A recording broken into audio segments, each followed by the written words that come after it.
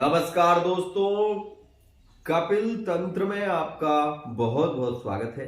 आज हम बात करने वाले हैं विशेष रूप से कि धनतेरस का यह जो पावन पर्व है, इसको किस प्रकार से हम पूजन करें, किस प्रकार से हम आज के दिन विशेष रूप से क्या करना हमारे लिए बहुत ज्यादा लाभकारक रह सकता है। साथ ही धनतेरस में विशेष रूप से कैसी पूजा की जाती है।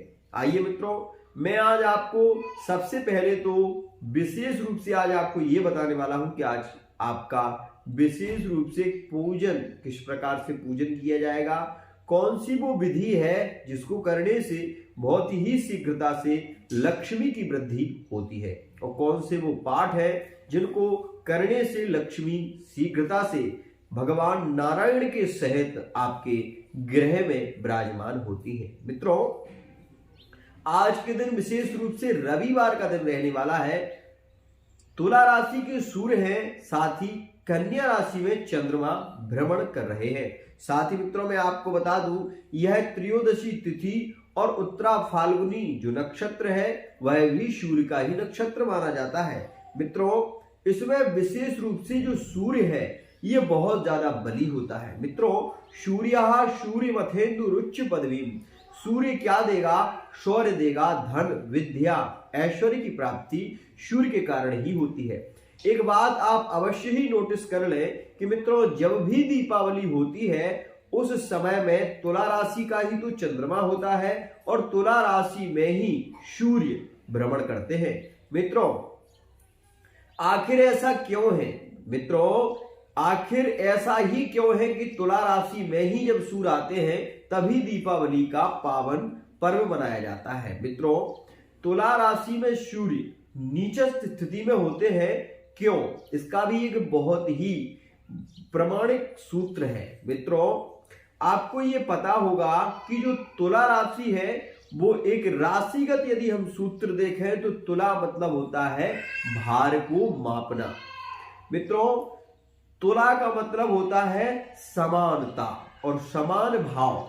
तुला में जब आप दोनों पलड़ों पर जब समानता आती है तभी कोई वस्तु का क्रय और विक्रय होता है। मित्रों, आज के दिन यह जो धनतेरस का पावन पर्व है, इसमें विशेष रूप से हमें किस प्रकार से पूजा करनी चाहिए, आइए जानते हैं। मित्रों, सबसे पहले मैं आपको बता दूं कि यह जो समुद्र मंथन से अमृत का कलश लेकर आए थे वही ये धन्वंतरी भगवान है, और धन्वंतरी भगवान का पूजन करने के लिए सबसे पहले आपको गोबर, गाय के गोबर से लेप करना चाहिए जहां पर आपको पूजन करना है उस स्थान पर। मित्रों, उसके बाद विशेष रूप से एक लंबा पूर्व से और पश्चिम की ओर एक चौक पूरना चाहिए या फिर 13 चौक पूरना चाहिए। मित्रों, या तो एक चौक सीधा लंबा और या फिर 13 चौक या स्वस्तिक के स्थान,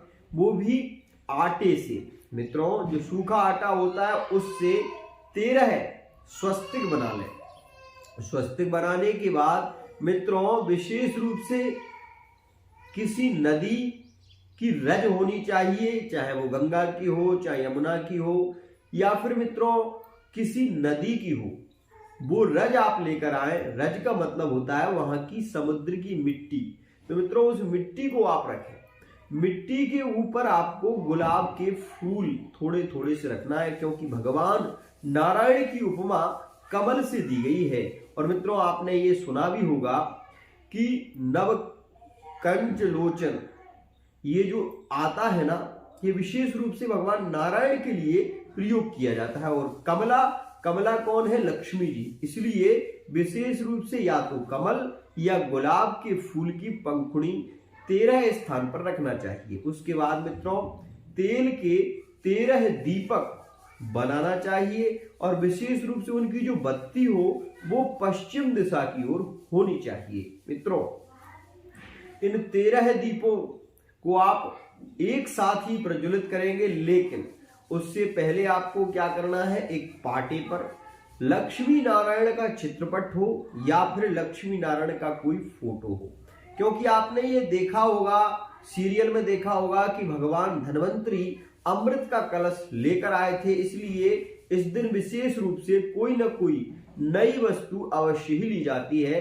धनतेरस के दिन कोई ना कोई धन से संबंधित कोई वस्तु खरीदी जाती है। तो जो भी वस्तु आप लें उसको आप एक पाटे पर रख दें मित्रों। रखने के बाद उसके ऊपर एक स्वस्तिक बनाएं और उसके बाद मित्रों यह जो आपने 13 दीपक लगाए हैं, इन दीपकों में एक एक कमलगट्टा मतलब 13 कमलगट्टे उसमें डाल दें मित्रों। उसके बाद सुगंधित जो इत्र हो वो इत्र आप विशेष रूप से सुगंधित इत्र की एक एक बूंद 13 दीपकों में डाल दें। उसके बाद मित्रों आप इन दीपों को इस मंत्र के द्वारा प्रज्वलित करेंगे। ओम लक्ष्मी नारायणाय नमः आवाहयामि स्थापयामि। ऐसा आपको 13 बार बोलना है और 13 दीपकों को विशेष रूप से प्रज्वलित करना है मित्रों।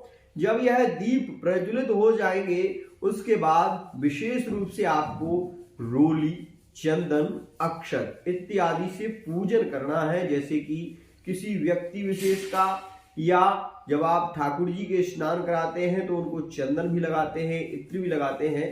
तो आपको विशेष रूप से 13 जगह पर जमीन पर ही वो चंदन लगाना है। उसके बाद थोड़े थोड़े चावल भी छोड़ना है। साथ ही मित्रों जो फूल है उनको भी थोड़ा थोड़ा सा आपको छोड़ देना है। लेकिन मंत्र आपको यही लेना है, ओम लक्ष्मी नारायणाय नमः आवाहयामि स्थापयामि। मित्रों लक्ष्मी जब नारायण के साथ में विराजमान होती हैं तो वो उस ग्रह को छोड़कर कभी नहीं जाती। आपने कथा में भी सुना होगा कि राजा बलि के यहाँ पर जब भगवान नारायण पहरेदार के रूप में चौकीदारी करने लगे थे तो उस समय माता लक्ष्मी अपना बैकुंठ छोड़कर और अपने स्वामी के पास गई थी। तो मित्रों विशेष रूप से ये बात का ध्यान रखें कि लक्ष्मी नारायण के बगैर टिकती नहीं है और जहां पर नारायण विराजमान होते हैं वहां से लक्ष्मी कभी जाती नहीं है। इसलिए लक्ष्मी नारायणाय नमः इस मंत्र का उच्चारण विशेष रूप से करें। उसके बाद मित्रों यदि आपके घर में आसपास में अगर केले का पौधा है तो यह 13 दीपक विशेष रूप से जो है उनमें से आप 5 दीपक उठाकर केले के पास में रख दें और जो उसमें जो दीपक बचेंगे मित्रों वो विशेष रूप से 7 दीपक होंगे। तो 7 दीपकों को आप अपने गृह के चारों कोनों में एक एक मतलब छत के ऊपर एक एक दीपक रख दें। साथ ही जो दीपक बच रहे हैं मित्रों जो 2 दीपक बचेंगे तो विशेष रूप से 3 और 2 एक आप पीछे रख दें। 3 दीपक पीछे हो जाएंगे और 4 दीपक आगे हो जाएंगे। तो मित्रों ऐसे करके आपको ये दीपक अपने घर में लगाना है। इससे क्या होगा कि लक्ष्मी चारों ओर से कृपा करेगी, साथ ही साथ आपके गृह में आपके घर में लक्ष्मी की वर्षा होगी। इस दिन विशेष रूप से मित्रों गोपाल सहस्त्र नाम का पाठ किया जाता है।